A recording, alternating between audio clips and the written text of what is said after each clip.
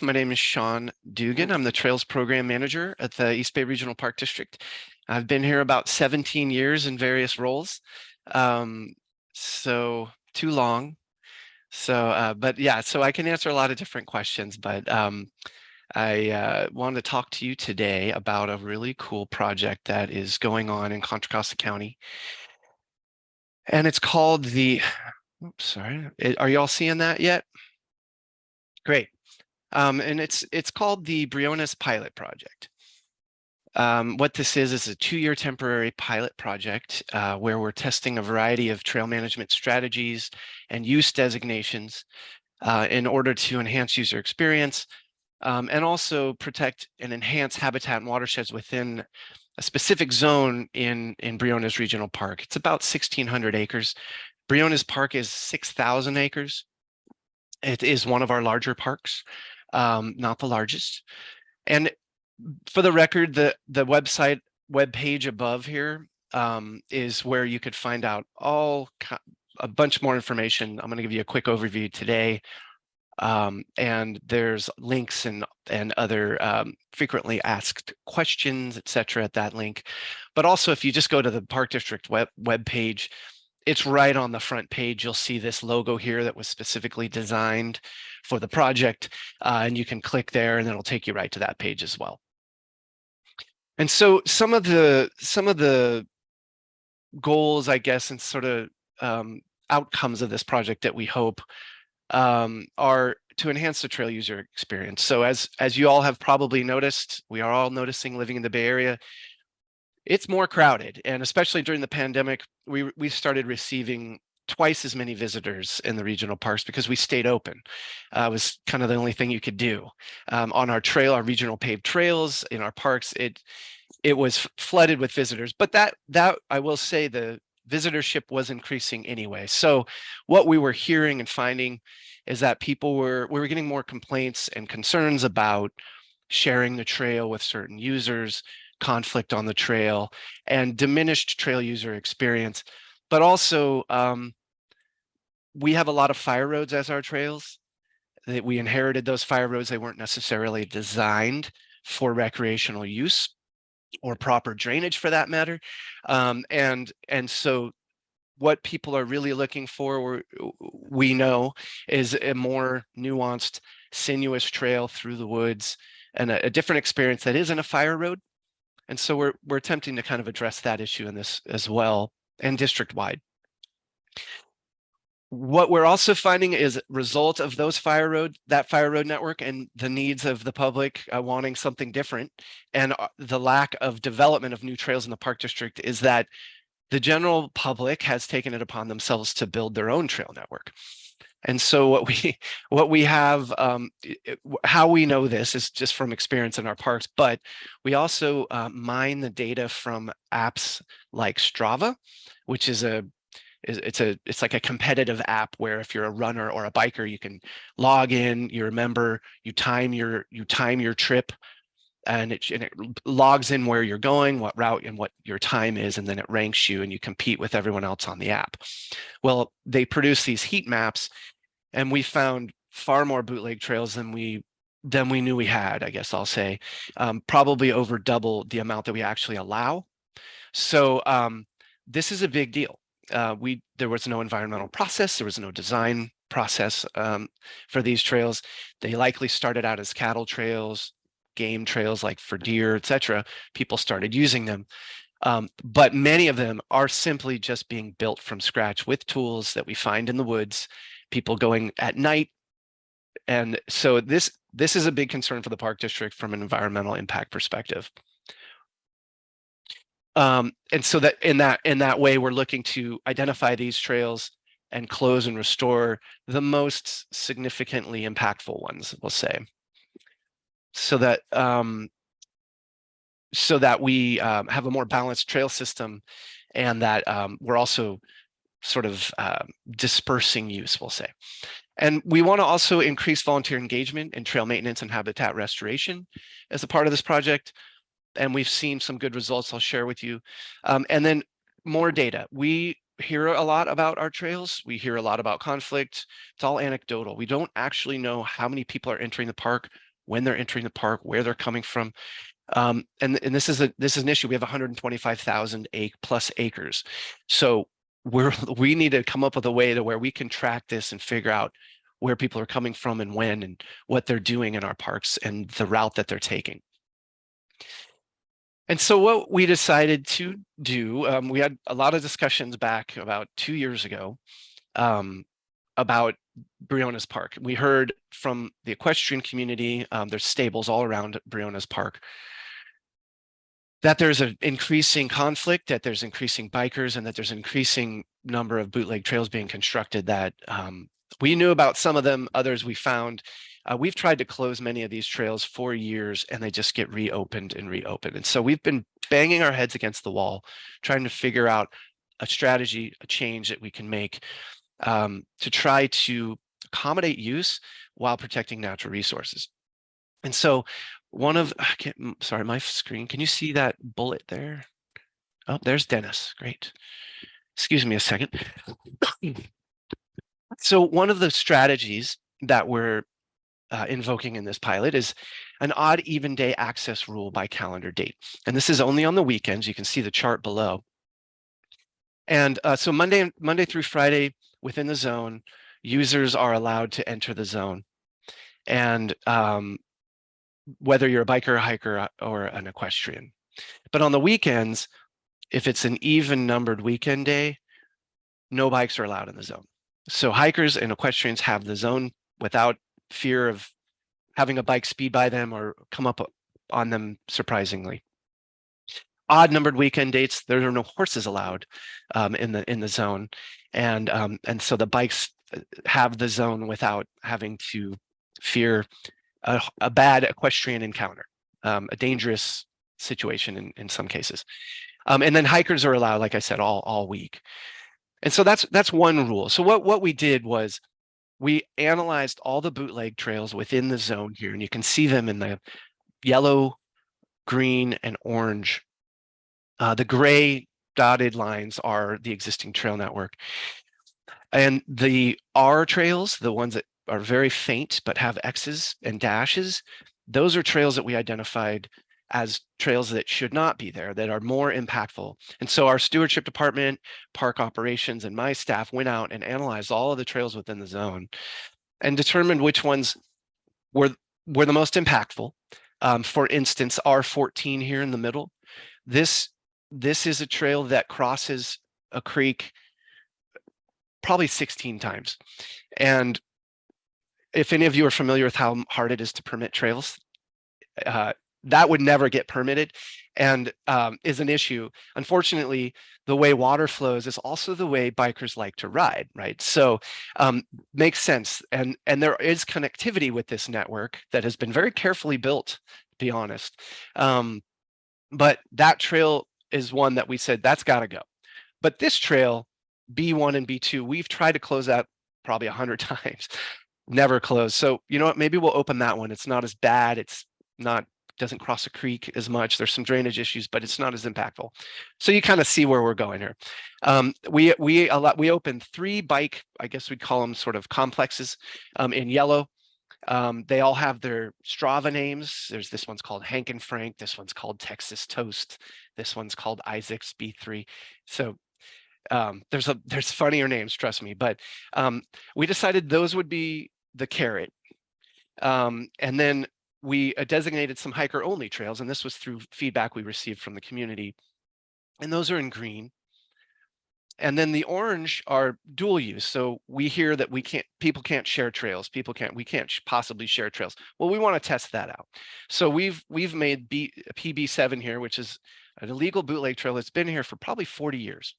And we said bikes and hikers can use that, but note that on the days that bikes aren't allowed, that is a hiker only trail because bikes aren't on it. So and then again, this restoration, R17, R15, R14, those are all closed now in some way and have been restored or covered with litter. Jute netting has been placed to address erosion, et cetera, et cetera. So, so back to my rules and strategies. So the next, sorry, is a new bullet coming up? Okay. Not yet. My animation is not working. So let me just pause for a sec. Sorry about that. No problem. I'm just going to turn off the, okay, back.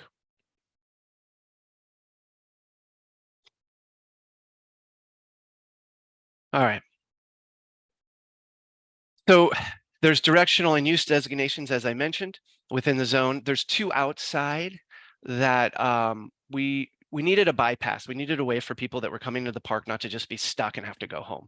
And so you can get around the trail on the north end there from the main staging areas. The main staging areas are Briones Road, Alhambra Creek, and Relias Valley staging areas. And as I mentioned, these bike trails, they're bike trails, and when bikes aren't allowed, other people aren't allowed to use them. They're bike only trails. It's a new thing for the park district, and they're downhill only. We have seen continued use of those in a way, but it is diminishing, and people are catching on and they're getting it. And then encouragement of active or passive audio signaling when you're passing people. We encourage this. It's in our ordinance with a bike bell or yelling or saying hello or anything you can do. But we're putting up bike bell stations. You can grab a bell, put it on your bike. People put them on their dogs. It's mainly something we heard from the equestrian community that they are surprised that they want to hear someone coming from very far away, so they have time to get off the trail, so there isn't a negative encounter. So a little bit, I'll breeze through this here on the project timeline, but so back in December 2021, we formed an interdisciplinary team within the Park District, operations, public safety, trails, planning, public affairs, about 20 of us. And we started talking about how we could do this. We're going through our normal process on this. We talked about it a little bit with the board beforehand at a workshop in 2019, but we presented this to the Park Advisory Committee, gave them a preview of what was being planned in June 2022. In December 2022, we had to amend our Ordinance 38. And for those of you who don't know, Ordinance 38 is our rules and regulations. Don't ask me where Ordinance 37 or 39 are. They evidently don't exist, but that's ours. And we had to amend that to allow the general manager authority to allow these pilot projects, essentially. And that was approved by our board in December.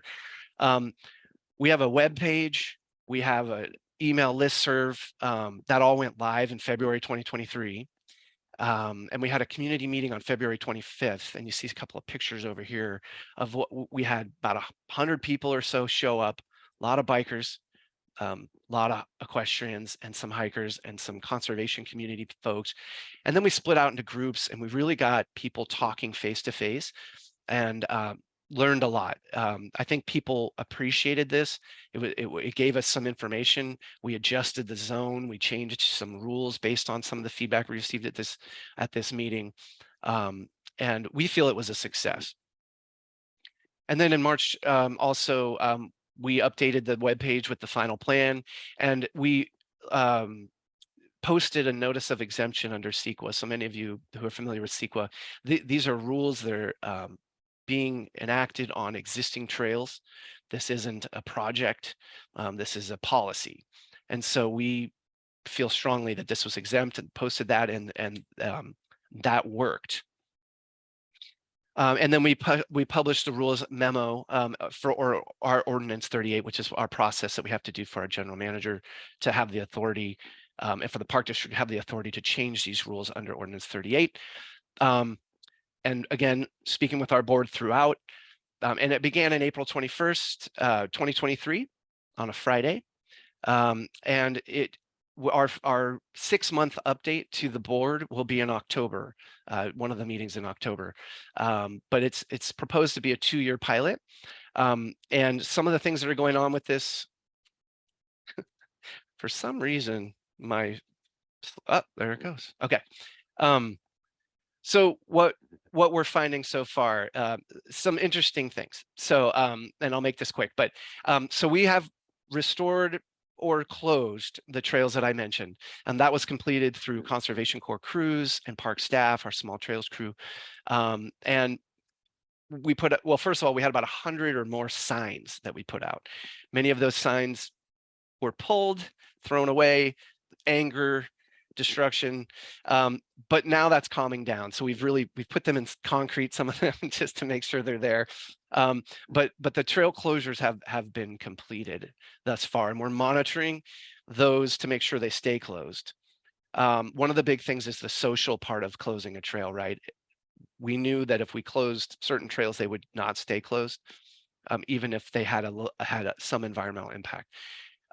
We've had, so we've got trail counters, automated trail counters. Can't tell you where they are, but some of those are getting vandalized, as we expected. They're collecting data on equestrians, hikers, and bikers coming into the park through the main entrances. And there are also cameras, some game cameras that are motion activated, that are on the counters as well as the trails we're closing. They're being installed now. We're also, 2 interns are starting next week, and they're going to be spending pretty much their whole summer in this zone, collecting data, surveying the public, calibrating and making sure the counters are working, making sure everything's closed, and just kind of being eyes on the street out there, eyes on the trail. And we have had several volunteer dig days, we're calling them. We had one in May, one in June. We just had one recently, Sunday, July 9th. The next one is August 13th. There's spaces available still. If you go to the website, anyone's interested in going out and volunteering. We're doing both restoration and also maintenance of some of these trails. What we found is that when we open these trails, they started receiving so much use that they started to be destroyed, and actually cause other damage. So we do have to maintain these trails. And so real interesting thing is that a lot of the folks out there that were coming in, building the trails, the neighbors, a lot of folks that were upset with the park district that we don't provide enough bike trails, etc. They've now submitted a proposal saying, we want to take care of Briones. We want to take care of these trails. We see what you're doing. We want to spread the word that what you're doing is good, and that in the long term, this is better for us. But we are watching these trails that they actually claim ownership of and that have maintained for years. They're seeing them destroyed, and they want to help with that. And so what we're doing is trying to shift them then into the restoration part of it, saying, well, those were illegal. We know you built them, but we're happy to see that people are sort of changing their tune. And we're getting lots. We don't have enough spaces in these volunteer days. So some of this is working, it still remains to be seen, how effective these are. But so far I'm hopeful, which is a lot, because like I said, I've been here 17 years and I've seen a lot of this just fail. And then of course the increased enforcement and education. None of this works without enforcement. We allowed a grace period. We gave them the benefit of the doubt. We put up signs. We were minimal. That grace period's over. And what we've found is now they're not building trails in the zone. Great. They're building them outside the zone. And so the park district police are now issuing tickets and citations, and ramping up enforcement outside of the zone, where there isn't as much.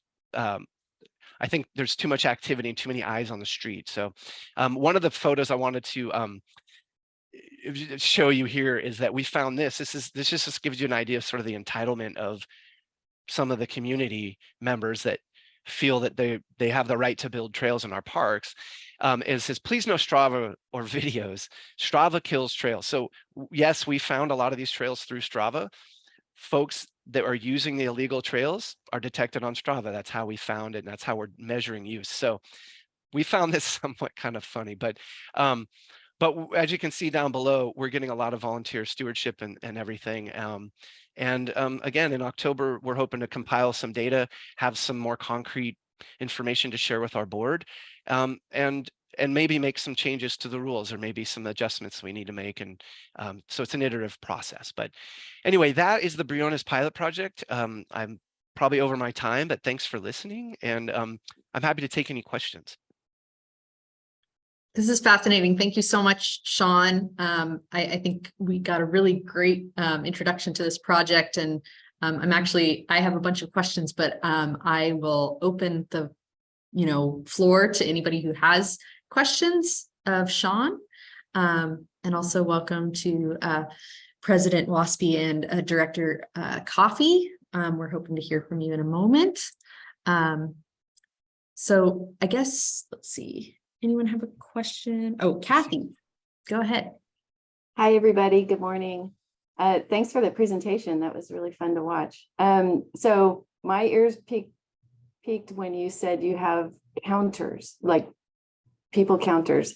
Can you describe what the apparatus is? Sure. So we have we're going to have people counters to verify the data, but what these are, they're infrared passive devices that are about the size of I don't know, maybe a cigarette box, for anybody who remembers what those are. And they're green, they're kind of camouflaged, and they're usually in a tree or something, but what it is an infrared beam that shoots about 10, 12 feet out, and when that beam is broken, it's counted as a trip. So we have about 10 of those out there right now.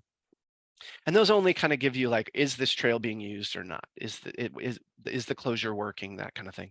And we get volume. But we also have what's called an eco counter. And those are more expensive, a little bit more complex, where there's a magnetic loop detection system under the dirt, and an infrared beam. So if the magnetic loop is triggered and the beam is broken, that is considered a bicycle. If the magnetic loop is not triggered and the beam is broken, that is a hiker. And then the post is so tall, it's about 10 feet tall.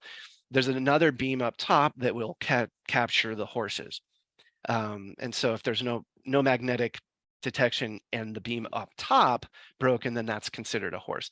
We're finding this technology is limited. So that's why we need some people out there to actually take some statistical samples of the volume to validate the counts.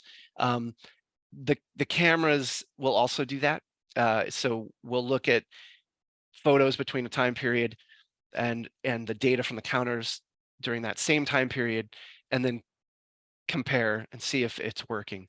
Trial and error. Like I said, this is all a pilot. This is kind of new for us. We have infrared counters on our paved trail system. They work great. In the park situation where there's no cell service, the data can't transfer, it's a challenge, but that's more or less what we've got going out there. Thank you for that. That's really interesting. And it just makes me wonder if you plan to issue any kind of reports that might be public, because there are a lot of land managers throughout Contra Costa that may not have the resources that the park district has. And so, it's possible that others could benefit from some of this information. I don't know if that's something that's planned or. Yeah, we are talking about how we can share this. We don't have a report yet, but it will absolutely be shared with our board, as I mentioned, in October. But we will likely be posting a lot of this data once we get again, it's still kind of coming together. But once we have good data to share, we'll put it on the webpage that I mentioned earlier. It's also something that we do share. I get requests throughout the year for trail counts on our paved trail system. And so that it is data that we can share and give access to others that request. That's great. It's great to hear. Itzel. Sure. I was wondering if you could talk a little bit about what strategies you used to have such a successful community meeting back in February, because it sounds like you had really great turnout and that people were engaged. So what are some things that you did for that success? That's a great question. We, as a public agency, we try our best to get the word out to as many people as we can. And there's always the group of people that come and say that they weren't told, or etc. It's unavoidable. I've never been able to get 100%, but So we posted this in several of the local newspapers. This meeting, we reached out through Nextdoor. So we really wanted to get Briones community members there. We didn't want that meeting to become a forum for the bikers to come like from everywhere around the Bay Area and complain that they don't have enough access, for instance, or the hikers from Marin to come over and say we shouldn't allow bikes, you know. And so we were really trying to focus, but we have, so I'll try to make this quick, but we had a group of individuals, about 30 individuals, called the Trail User Working Group. And then they're all different users in that group. We talked for a year and a half. We have a report they're happy to share. Didn't really come to many conclusions, but what did come out of that is that those users started to talk amongst themselves, and they formed subsequent groups out of that group. That group, we call it like the, what we call it, the, anyway, it was a former Trail User Working Groups of FUTWUG or whatever. And so some of those members that represent a larger group, like the Bicycle Trails Council for the East Bay, the Sierra Club, the Native Plant Society, we took them out, we gave them a tour, we shared with them and took their input, and then wanted them to spread the word about the meeting. And I think that worked in some cases. One thing that we could have done better is that we didn't post the meeting well enough at the actual park site. We learned that. But we still got 100 people there. So, and it was about as much as we could handle. So we still think it was a success. Again, it was on our webpage, it was on our calendar. And I think we need to have another one. I think in fall, we'll take some of the lessons learned as far as noticing and have another Briones pilot public meeting, take input back and really see what's working and what isn't working. I hope that's helpful. Yeah, thank you.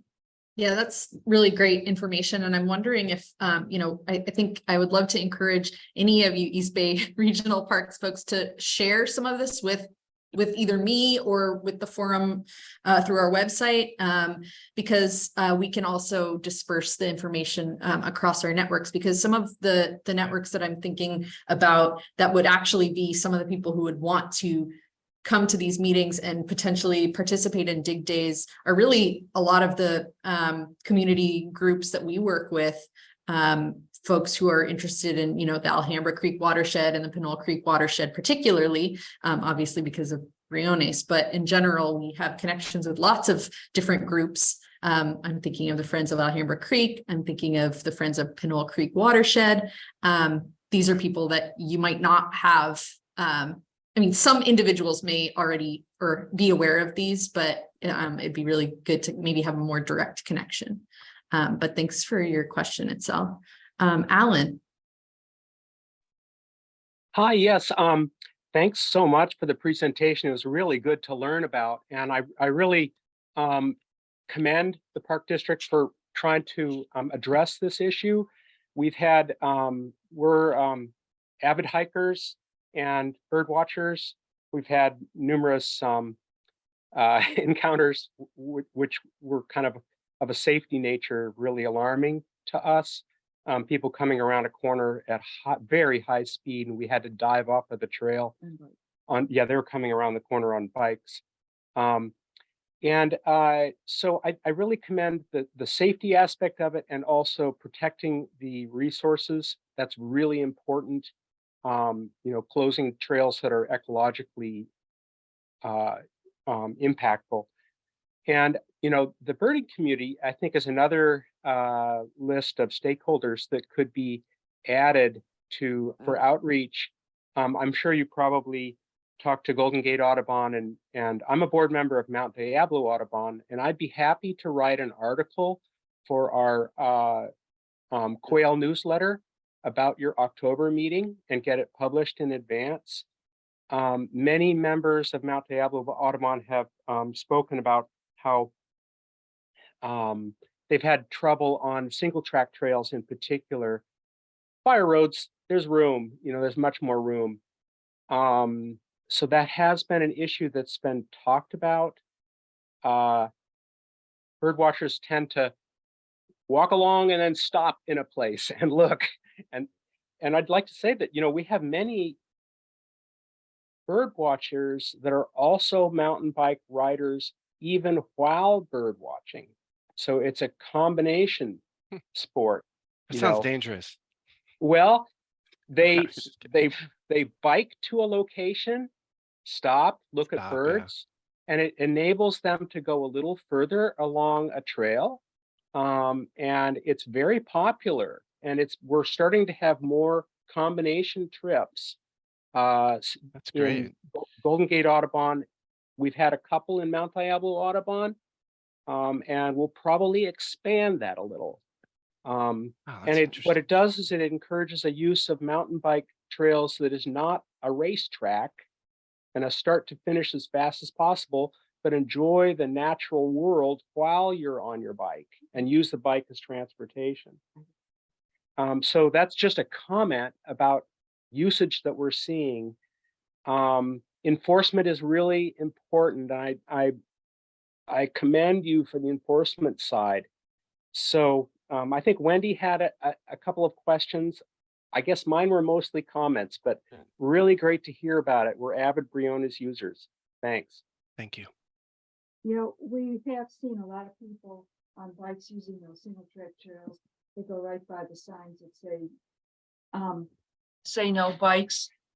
Yeah. Can you hear me? Yes, no, I can. But one question I had was about dogs. And was Okay. there any input with dogs? I know a lot of people take their dogs off leash and let them run, and they run and jump on you after they run through the poison oak and they run through the mud. And Right. then, in fact, one day we're avid hikers in Briones. We live close by, so we go there a lot. Some people with bikes had their dogs off leash and they were riding. And it was right near one of the ponds that's fenced off that the newts were breeding in. And the dog squeezed under the fence and they stepped on all the newt eggs that were breeding there. I mean, there was like grape clusters full, and there were 2 Labradors. They crawled under, they walked all over, they went in there, and they weren't under voice control. The people on the bikes, they kept calling the dogs and they wouldn't get out of the water. And finally, when they started to ride away, the dogs figured that they better leave. And after they left, there were no newt eggs left. It was really sad to see them all crushed by the dog feet. And so I hope that maybe there's some enforcement of leash laws or something, because dog owners seem to be as entitled as bike owners. And so I think it's a big problem. Thank you for that, Wendy. I will say our police are enforcing all of our rules while they're out there. But this is good feedback. We didn't actually adjust or come up with any use strategies centered around dogs, but it is something that the feedback that we're receiving. And I should mention there is a comment card on the webpage, like a comment place you can link to, and all this feedback is something that we're going to review and go through and see what adjustments we can make and things. But this is helpful to know. And we do know that people are blowing right by the signs as well, but we need to know that. Where is it? Was that happening in a specific place? And more often than not, and hopefully the Strava data or other data will show that, so we can address or focus our enforcement efforts in certain places. Now, if we see single track trails being built while we're hiking that you may or may not know about, is there an avenue for reporting those? Yes, the best place is on our webpage, if it's in Briones. But there are also, we have a, Mona, maybe you can help on this, but we have basic contact us, I think is the link on our webpage. Okay. So any information that will find its way to the right place if you submit comments on our webpage and things. But again, we are going to be surveying in person out there. So be on the lookout for that. We're gonna have 2 interns at the main staging areas, and they're gonna be out there quite a bit. And so one of the biggest things is getting information like this. Okay, and then when you have a date, did you have a date for the October meeting? Because No. our COIL, okay, if I could get, maybe I'll go to your website and try to get on the email list for that, because then our newsletter for the Audubon Society, we have to do it a little bit in advance. So if Okay. if I could maybe alert our members as to being able how to participate, it would be good to know the date. Yes, we Thanks. do not have a date yet. I do see there's 2 board meetings, obviously, in October. So we have some talking to do and scheduling to do, but I'll make sure that we get the word out. Okay. That would be great. And of course, you can share it with us as well, and we can try to distribute it to our folks as well. So I hate to cut this discussion off because it's really important, and I think it's generative as well. But I would love to now welcome President Waespi and Director Coffey to give some remarks. Thank you for joining us. I know you have another meeting to go to. Thank you, Sean. Great. Well, thank you very, very much. My name is Dennis Waespi. I am a member of the Board of Directors of the East Bay Regional Park District, and I'm very proud and happy to be part of your presenting group today. And we've got lots of great things to do. I think my role, and I came in a little late, I apologize, but we're understanding that I was to give the introduction. So hi, we're the East Bay Regional Park District, 73 parks, which I think you all know, 1,250 miles of trails, 55 miles of shoreline parks in the 2 counties, Alameda and Contra Costa counties. And we have many, many beautiful and pristine creeks and streams, which we try to restore, protect, and make for people's enjoyment. I guess my role was going to introduce Sean Dougan and say what a great presentation he was going to do about our pilot program.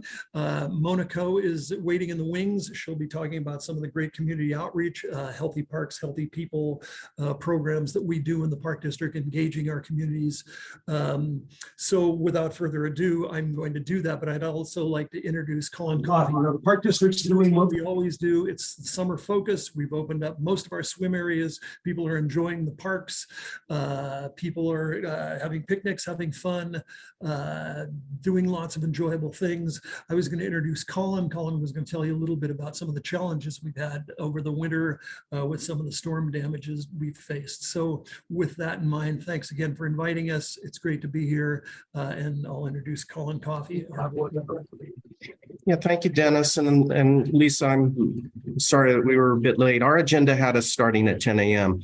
With a prior roundtable. So we missed that role that we were to have. And so I'll be very brief, just to tee up some perhaps future agenda topics for the forum that we've talked briefly, at least to Lisa, about. And one would be to have the actual operational folks talking about the specific challenges we're having after the storm damages.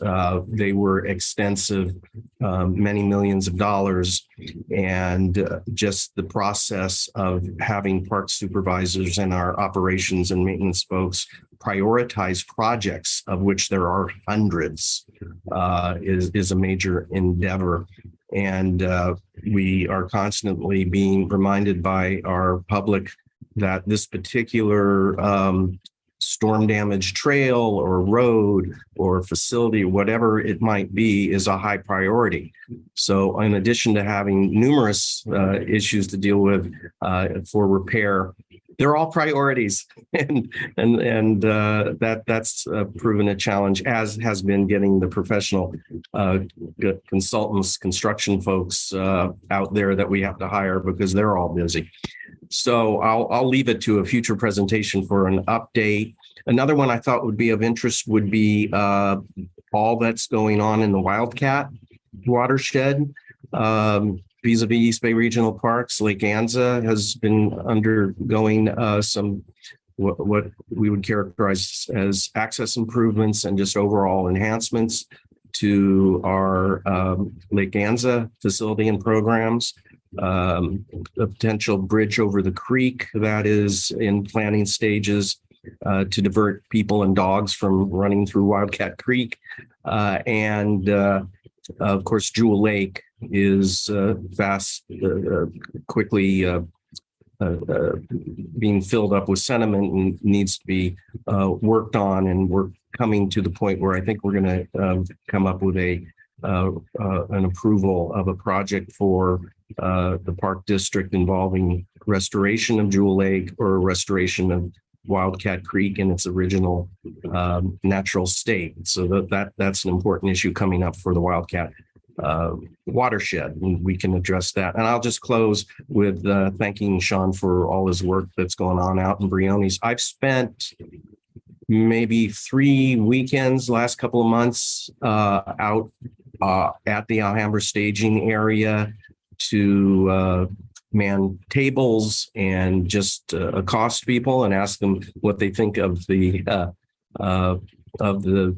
test zone as they're using the park on weekends, either bike days or horse days. And interestingly enough, I think the response I've had just from being a park director with my uniform on and name tags and talking to people is it is enormously popular, and that is welcome to my own sensibilities about Briones and it being largely in my ward. People understand that the volumes are now huge and have to be managed better during and after COVID.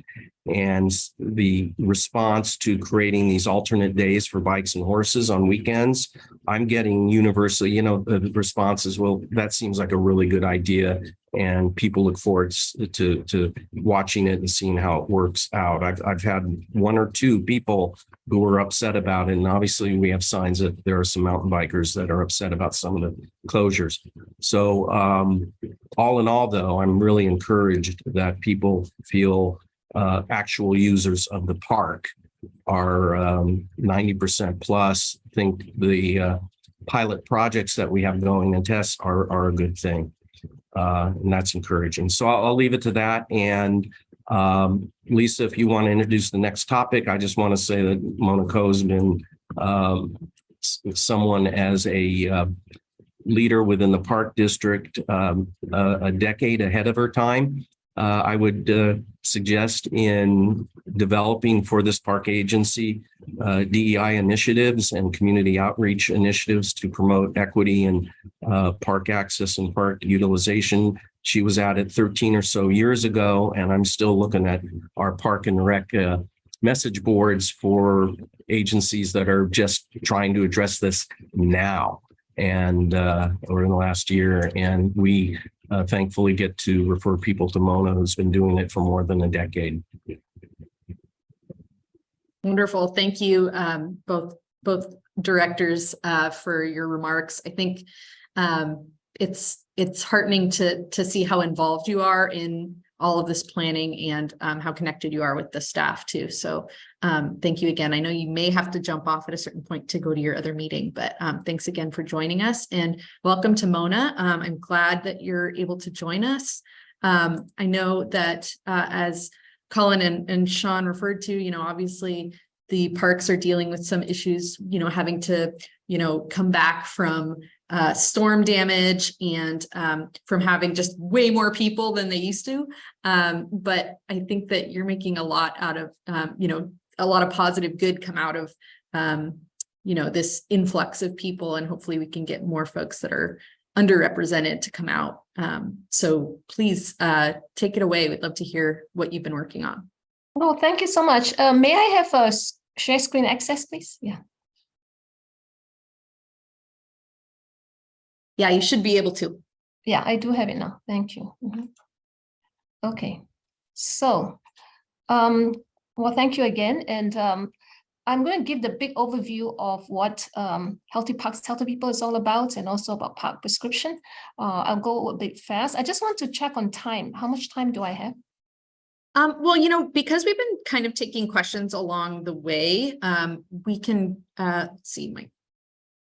We can continue on for 20 minutes if you need it. Yeah, I'll try to do it in 10 minutes or so and have a Q&A. Yeah, sure. Yeah, questions are good. But yeah, we have until 11:30 total, so you have plenty of time.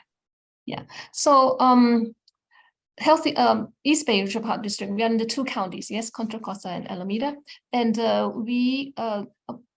I joined the park district 13 years ago. So I was very fortunate to come in at a time when there was this whole big interest in connecting people to parks for health reasons, like taking care of diabetes and hypertension, right? It wasn't talked about at that time, but our general manager, Pat O'Brien, came back from Australia and he said, hey, over there, they have this big movement, healthy parks, healthy people, and we need to get on board. And that's how it all got started. So now there are 3 big components to how we practice HPHP in the park district. The education component is really important, and we educate 3rd graders from young. Obviously, you want to catch them then, and also with the news media, and in particular, the ethnic news media that we are very connected with. And in parks prescription, the one in the middle here, is with all the doctors and clinic and nurses and patient educators. And then we have public wellness and stewardship, because our end goal is to have healthy people, and healthy people will be good stewards and take care of the parks. So it's a nice big circular initiative. And so we have nature in clinics. That's when we bring in nature into clinics. So you find out how we do that. And then we bring clinics into nature. And then we have Shine program, and we also work with a lot of agencies and also the national parks. Yeah. So very quickly, these are our partnerships across our 2 counties. And these are the health services and health centers that we work with. Mm-hmm. And so these are some of them. The Contra Costa, we work with all 12 of their clinics, all the way from Richmond to Oakley area, yeah, Antioch.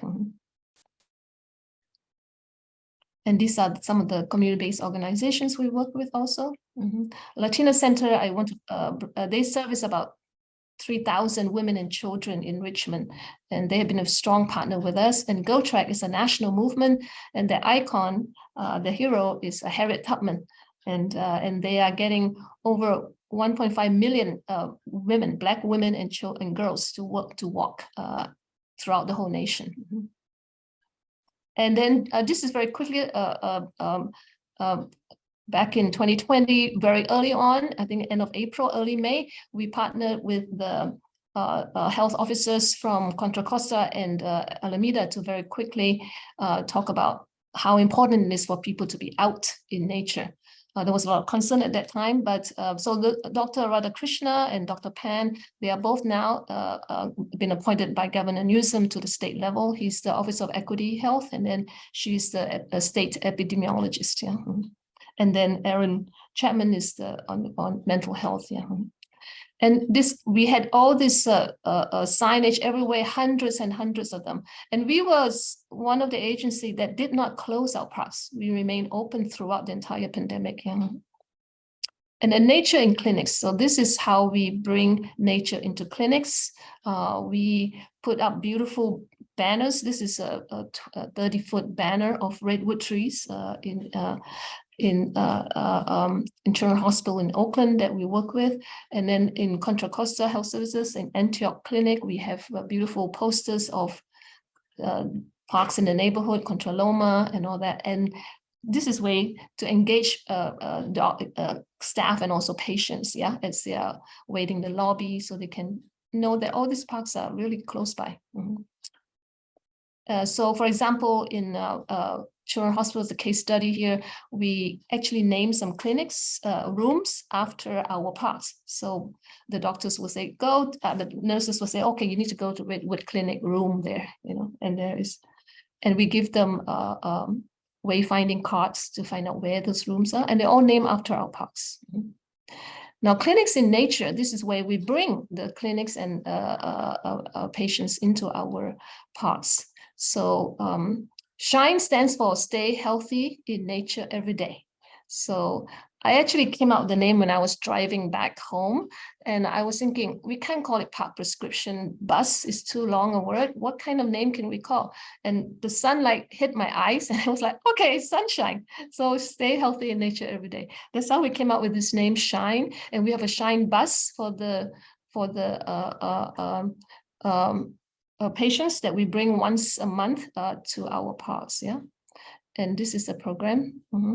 These cards are all designed by the doctors to say these are the 4 reasons why being out in nature is so important. And we did all this, we started all this partnership in 2014 and 2015. And we bring 5 to 15 families, and each family unit is about 2 to 6 people, so about 30 people per trip. And the patients that we work with are very under-resourced, and we particularly are wanting to work with the pediatrics clinic. And now, after 7-8 years, the health nature has been part of the prescription, is now part of the prescription. So the children, the guardians are actually given prescription to bring their children or to the parks for their medical care. So in addition to the diet, nutrition, housing, and all that, being out in nature is part of the medical system now. The doctors actually will talk to patients about being out in nature. It could be their local parks, could be outside in their yard, but better yet, get on the Shine bus that takes them to the parks once a month.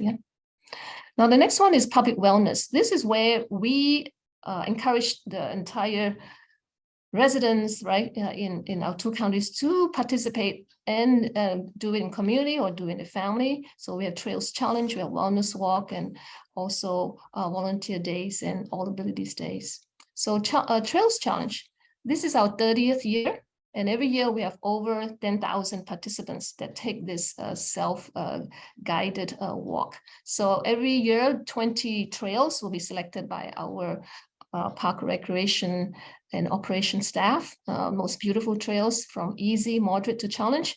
And then we put it on the website. We also print copies and distribute. And we have very good successful rate. And the program is sponsored by our Regional Parks Foundation and also by Kaiser Permanente. The good thing is we did it for over 30 years, and people have been, we've taken them out for wellness walks many times. So during the pandemic, I would hear from a lot of the leaders and participants to say, because we walked in this park, Point Pinot, Control Loma, so many times with you all, we know how to go and do it, and we're not nervous about going out to the parks. So we also partner with universities and with their physical therapy students to lead the walks, and also with a lot of churches and temples and mosques to bring their constituents out to the congregants.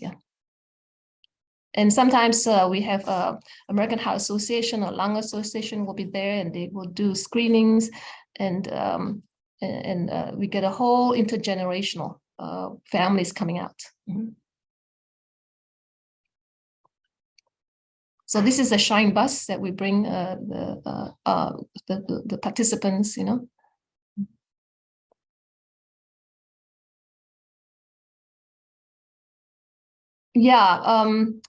we generally get over 100 and sometimes 150 people to attend the walk together.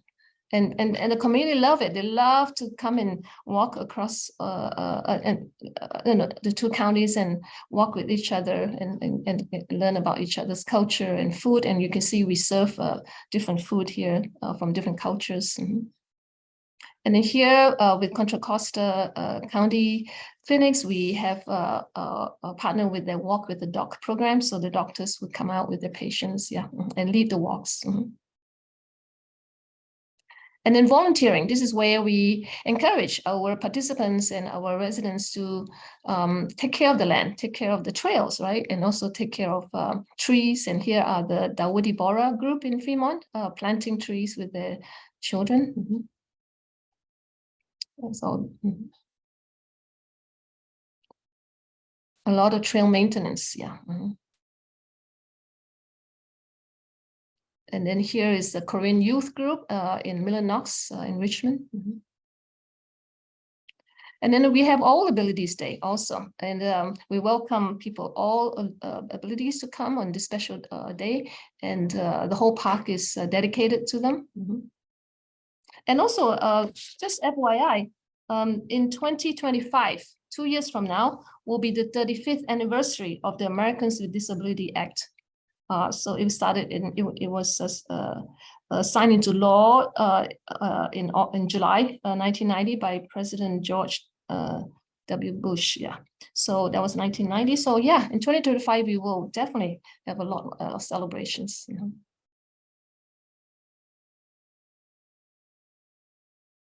And then this is the educational part where we work with the third grade students and provide them with a bus and also curriculum.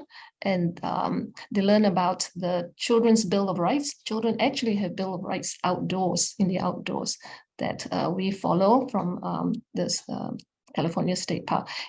Each state have their own Children's Bill of Rights in the outdoors. Mm-hmm. And then during pandemic, we pivoted very quickly to digital learning.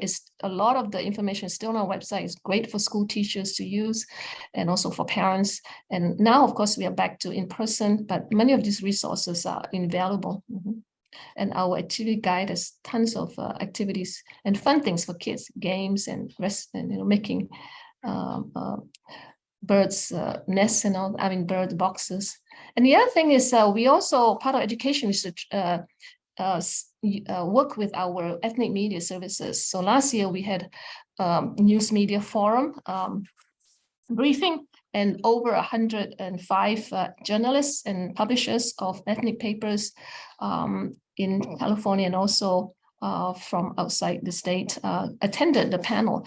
And here we wanted to let the media know so that they can broadcast it and inform their constituent, their readers and viewerships how to take care of parks. Because during the pandemic, we had, and even now, some of the parks have experienced over 300, 400% increase. What was original 1,000 on a Saturday became like 4,000 on a Saturday. Yeah, so we had to educate people on how to take care of the parks. And one of the education is do not release cats in our parks, nor bring birds or fishes or turtles, because some people don't realize, they think they're contributing to the, but actually is damaging to our habitat, yeah, and our wildlife. So here you can see ethnic media services. They we partner with them to bring the media, and we had over 30 stories written in many languages, in Vietnamese, in Russian, even in Hmong and Chinese, and videos and all that. So this is the power of working with the media. Yeah. Like another one is Visión Hispania. So this is very quickly a big overview of our 3 components that we that you have seen, and the whole idea is to get education out there, get partners that have big constituents, whether they are patients or whether they are church-going members or they are the members that read the ethnic papers or traditional papers, right? And also to do stewardship with us, caretaking of the land. So, yeah, and also I just want to let you know that here are some of the website resources that you can find what I just spoke about, presented, Shine, HPHP, the Wellness Walk, Trails Challenge, and our activity guide. We've already conducted 5 wellness walk, and we'd like to welcome your members to join us. The next one coming up is on August 26th. And I can send all this to you. And then after that is September 16, which is unusual. And that one is in Tilden, August 26th. September 16 is in Lake Chabot. And that's we are celebrating the United Nations International Day of Peace. And Director Waespi will be welcoming everybody and doing a peace walk around the lake. And young people ages 9 to 17 will be presenting on how they practice peace at home, in school, in the community. Mm-hmm. So, and that is on September 16th, Saturday. And then the last walk is October 28th at Briones, and we'll be welcoming everybody to join us. Yeah. Well, thank you so much, Mona. This is incredible work. And I'm just so impressed, and the photos are just so joyous, and they actually make me emotional. I think that some of this work is what is foundational for saving our planet. Because people who don't enjoy the outdoors or don't get to be outdoors don't know why it's important or can't care as much about it as others do. And some of us who have been privileged to be able to grow up in parks or work in parks don't always think about the fact that these spaces are not always safe spaces for people who, you know, are not the ones that are able to go to these parks. So I appreciate this work so much. And I will definitely be in touch with you to learn a little bit more about some of these programs and how we at the RCD might be able to partner up. I would also love to, as you mentioned, if you could share the information about your events. I would be happy to post those on our forum website. We have a calendar, so I mean, I know you already have a lot of you know, media and networks for that, but I'd love to share it with our folks as well. And yeah, I'd love to open the floor to questions for Mona, and or I suppose our the directors, since at least we have Director Waespi with us still. So does anybody want to ask a question?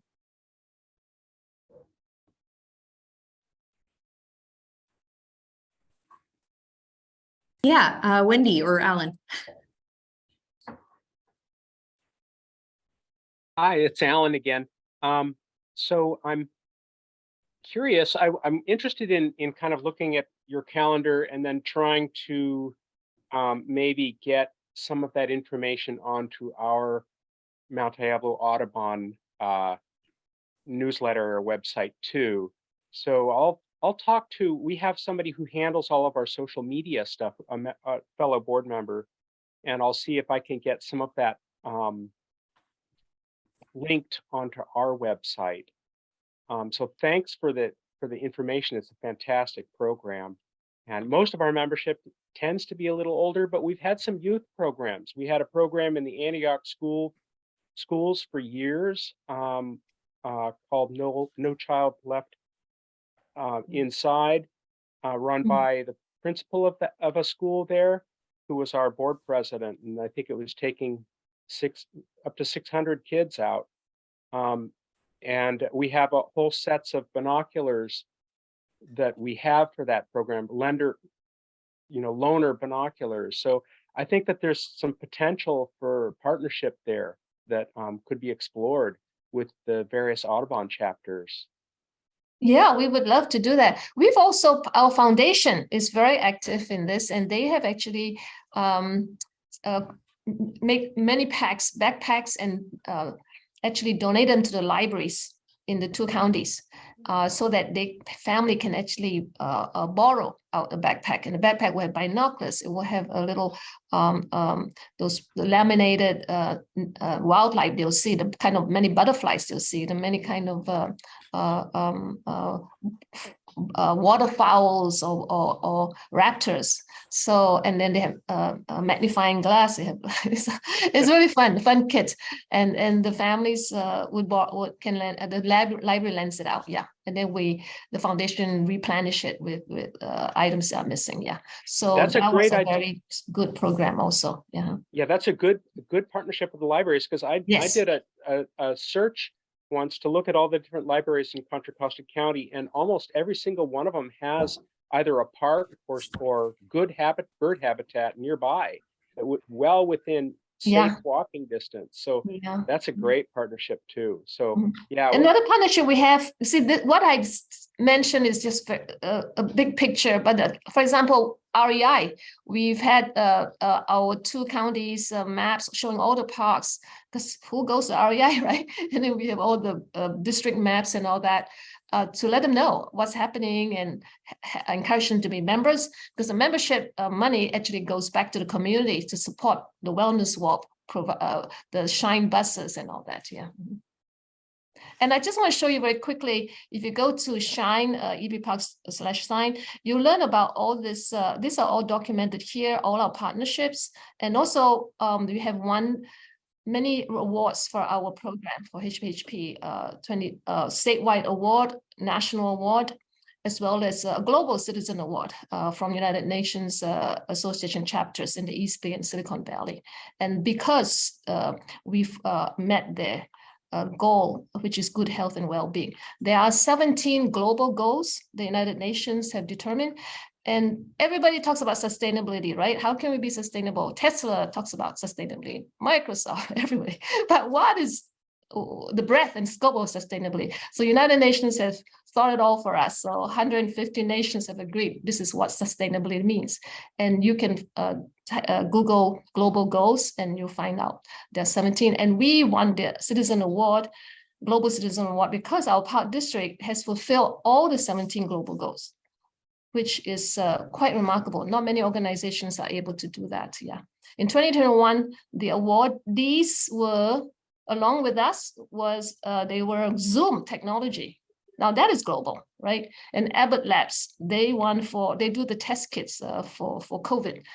And then we got it because we are not global, but we have fulfilled all the 17 global goals. Yeah.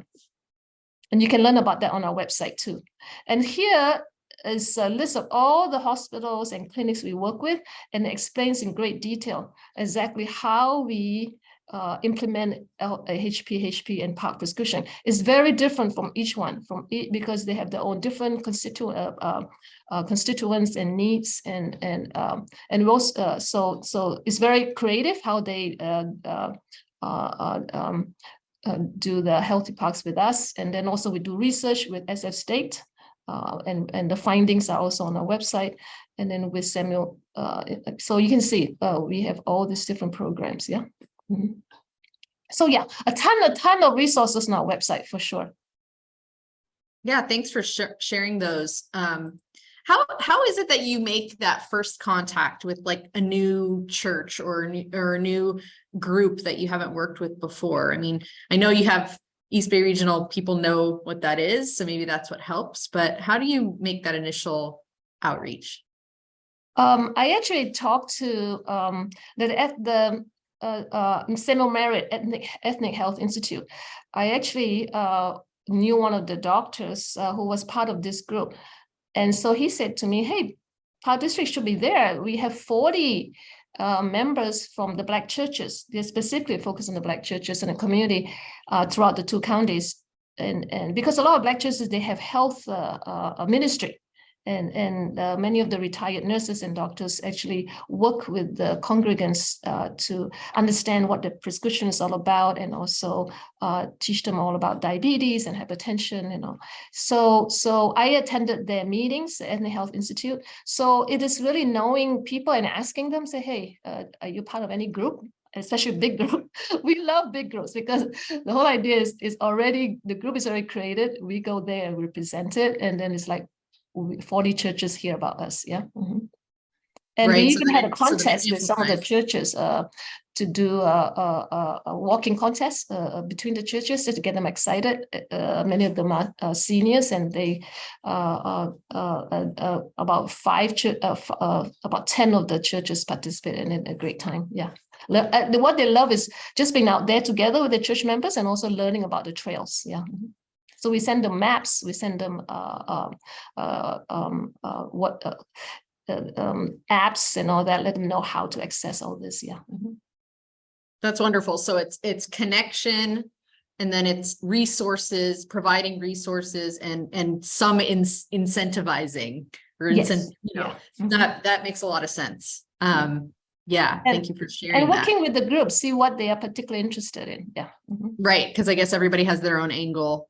Into it, yeah. or even their local park, right? Like some of them may exactly. just prefer to work in a certain area. That's really interesting. Mm-hmm. Does anyone else have questions for Mona as we have her here?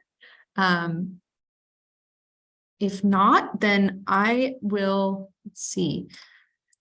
Well, I'll give folks a minute to think about if they have any comments or questions, but I do want to let the forum know that the next forum planning committee meeting, which is scheduled for July 25th, has actually been canceled. So I will send out, if you're on that list, I will send out a cancellation notification And then the next forum meeting will take place on Zoom on September 13th from 9:30 to 11:30.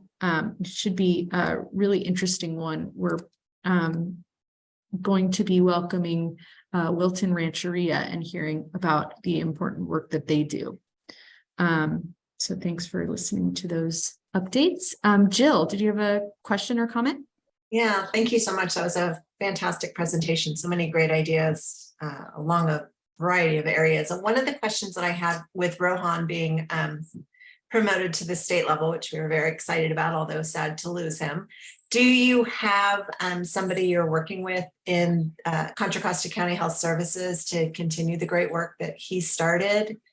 And if not, because there's a great equity effort going on across a lot of different areas in our county, and health services has been part of that. Yeah, we love to hook up with you later to find out more. Yeah, we continue to work with them, but it would be great if we know people who are wanting specifically to integrate with our programs. Yeah. Mm-hmm. Excellent. I always love the connections that come out of these meetings. Well, finally, I will say that in case you don't know, we do post the, actually, you know what, I just need, hold on one second. I do post the recordings of the presentations from these meetings on the forum website. And so that will go, this presentation will go up relatively soon. And let me get that in the chat for you. And they tend to get around 30 views. So people do watch these presentations after the fact. So feel free to, you know, share them with your networks if you think they would find it interesting. But yeah, you'll be able to find them at the website that I just put into the chat. And just thank you again, Mona. And also, of course, the East Bay Regional folks who have had to drop off. But thank you again so much. This is great work, and I'm looking forward to continuing the dialogue and the work going forward. Yeah, we look forward. We love to share the love for parks and the taking care of the stewardship of the parks. Yeah. Thank you to all of you too. Thank you so much. Thank you. Bye.